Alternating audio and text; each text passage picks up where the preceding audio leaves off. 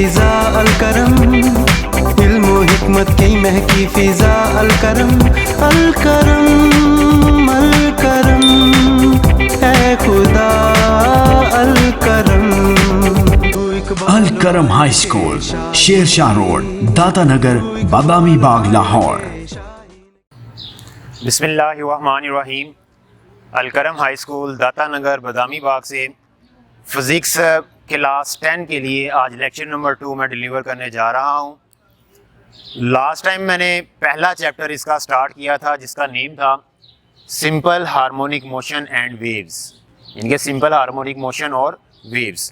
तो इसमें बेटे लास्ट टाइम मैंने आपको 2-3 डेफिनेशंस बताई थी, जिसमें पहले नंबर पे जो डेफिनेशन थी वो थी वाइब्रेटरी मोशन या फिर ऑसिलेटरी मोशन, कि the motion of a body if a body moves अब टू एंड फ्रो, यानी कि आप किसी भी जिस्म का एक ही पॉइंट से आगे और पीछे की जानिब हरकत करना, उसे कहते हैं ऑसिलेटरी मोशन या वाइब्रेटरी मोशन।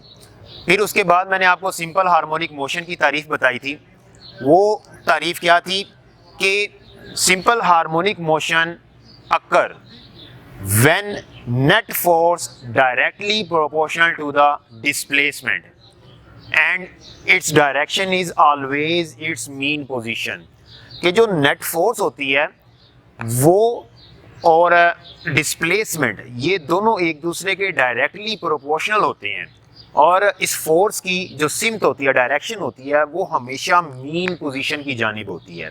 इसे हम कहते हैं सिंपल हार्मोनिक मोशन, और इसको जाहिर किया जाता है SHM, सिंपल हार्मोनिक मोशन। फिर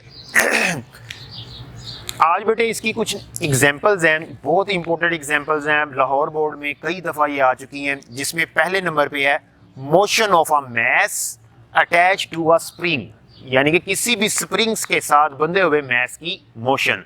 तो क्वेश्चन ये आता है कि किस तरह से या prove that motion of a mass attach to a spring is a example of simple harmonic motion, कि स्प्रिंग के साथ बंधे हुए मैस की जो मोशन है वो साबित करें कि वो सिंपल हार्मोनिक मोशन की मिसाल है। तो आज बेटा इसकी आप डिटेल सीखेंगे। डिटेल क्या है आज सीखते हैं जी। अब बेटा लेट्स सपोज मेरे पास एक जिस्म है, एक मैस है, जिसको मैंने एक हॉरिजॉन्टल सरफेस के ऊपर रखा हुआ है, एक उफ़क़ी सतह के ऊपर रखा हुआ है। अब ये जो मैस है इसको एक स्प्रिंग के साथ बांध दिया गया है और उसको एक सपोर्ट के साथ फिर एक साइड पे बांध दिया गया। उसका एक सिरे पे सपोर्ट है, दूसरे सिरे पे मैस है, स्प्रिंग के साथ इसको बांध दिया गया है। अब इस पॉइंट ओ है हमारी मीन पोजीशन, वस्ती नुकता, जहाँ पे एक एम मैस वाला जिस्म जो है अपनी जगह पर पड़ा हुआ है, उसके ऊपर कोई फोर्स एक्ट अपॉन नहीं हो रही, ना उसने कोई डिस्प्लेसमेंट तय किया ना कोई और। तो इसका मतलब हुआ कि यहाँ पे कोई फोर्स अमल नहीं कर रही, no net force act upon that body. अब बेटा मैं आपको बताऊंगा कि अब जैसे ही इसके ऊपर एक फोर्स अमल करेगी, हम इस मैस एम वाले मैस को उठाकर पॉइंट बी पर ए पर ले आए, ए वाली पोजीशन के ऊपर ले जाएं, तो इस सूरत में क्या होगा, उसने कुछ डिस्प्लेसमेंट तय करना है, जिसको हम एक्स से जाहिर करते हैं, एक्स डिस्प्लेसमेंट। तो ये जिस्म था, इसको मैं उठा के इस पोजीशन ए पर ले आया हूँ। ओ से ए की जानिब जब पोजीशन आई तो उसने कुछ डिस्प्लेसमेंट तय किया, जिसको हमने एक्स का नाम दे दिया। अब बेटा आपको पता है कि जैसे ही हम किसी भी स्प्रिंग को खींचते हैं तो वापस आने की कोशिश करता है।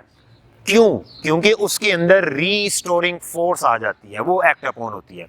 तो अब क्या होगा, इस जो मैस है इसके ऊपर रीस्टोरिंग फोर्स एक्ट अपॉन होगी, अमल करेगी, जो इस मैस को वापस ओ की जानिब यानी कि वस्ती पोजीशन, मीन पोजीशन की जानिब खींचने की कोशिश करेगी।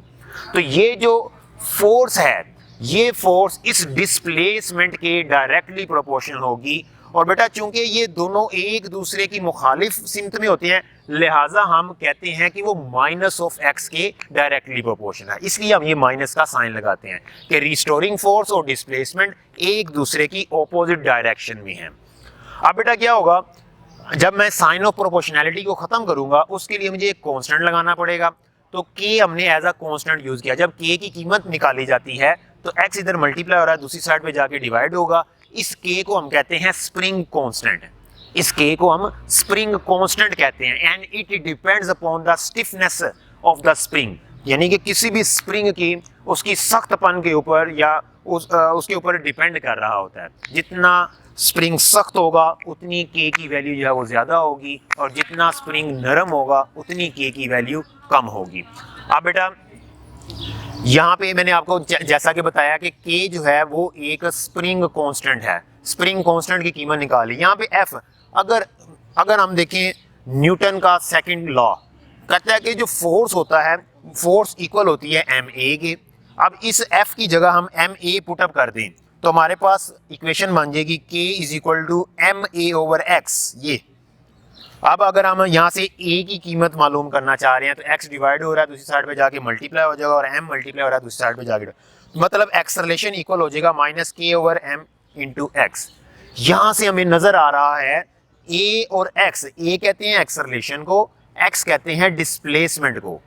तो बेटा एक्सेलरेशन और जो डिस्प्लेसमेंट है ये भी एक दूसरे के डायरेक्टली प्रोपोर्शनल हो जाएंगे, लेकिन इसमें जो एक्सेलरेशन प्रोड्यूस होगा वो चूंकि ऑपोजिट डायरेक्शन में है डिस्प्लेसमेंट, और ये इस वजह से हमने माइनस का साइन यहाँ पे यूज किया है।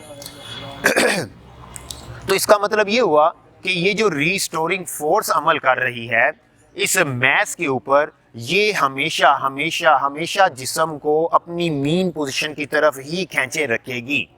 तो बेटा इसका मतलब ये हुआ कि एक बॉडी, एक एम मैस वाला जो जिस्म है उसको वस्ती पोजीशन से जब हम पॉइंट ए पर, पोजीशन ए पर लेकर जाते हैं तो उसके ऊपर एक फोर्स एक्ट अपॉन करती होती है जिसकी डायरेक्शन हमेशा मीन पोजीशन की जानिब होगी। अब क्या होगा, जैसे ही हमने इस एम मैस वाले जिस्म को पोजीशन ए पर लाकर छोड़ा तो बेटा वो अपनी एक ही जगह पर नहीं रहेगा, बल्कि क्या होगा, वो वापस मीन पोजीशन पर आएगा, और जैसे ही वो मीन पोजीशन पर आएगा वो रुकेगा नहीं क्योंकि उसकी स्पीड बढ़ चुकी है। ड्यू टू द इनर्शिया की वजह से वो पोजीशन ओ पर नहीं ठहरेगा बल्कि वो पोजीशन बी की जानिब आ जाएगा। तो जैसे ही वो पोजीशन बी पर जाएगा तो उस वक़्त उसके अंदर दोबारा से रिस्टोरिंग फोर्स उसके ऊपर अमल करेगी और फिर वो इस मैस को दोबारा से पोजीशन ओ की जानिब धकेलेगी।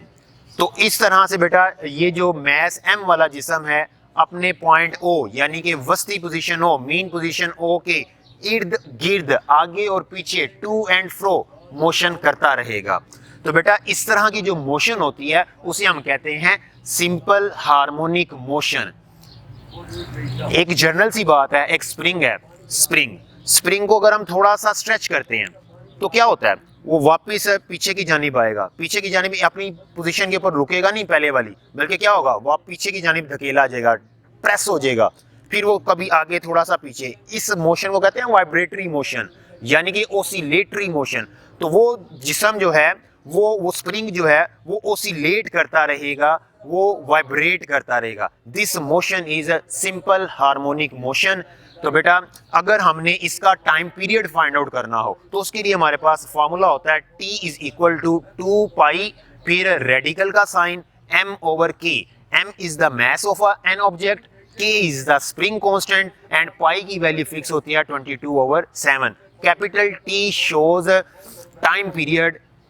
और बेटा इस तरह से हम लोग सिंपल हार्मोनिक मोशन को के जरिए से हम ये साबित कर देंगे कि जो स्प्रिंग के साथ बंधा हुआ जिस्म होता है उसके मैस की जो मोशन है वो सिंपल हार्मोनिक मोशन की एक मिसाल है।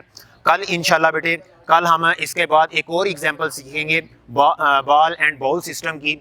तो अगर किसी को इस लेक्चर में किसी भी चीज़ की समझ नहीं आई तो बेटा आप कमेंट में हमें लिख सकते हैं। कल के लेक्चर से पहले इंशाल्लाह आपके तमाम सवालों के जवाब दे दिए जाएंगे।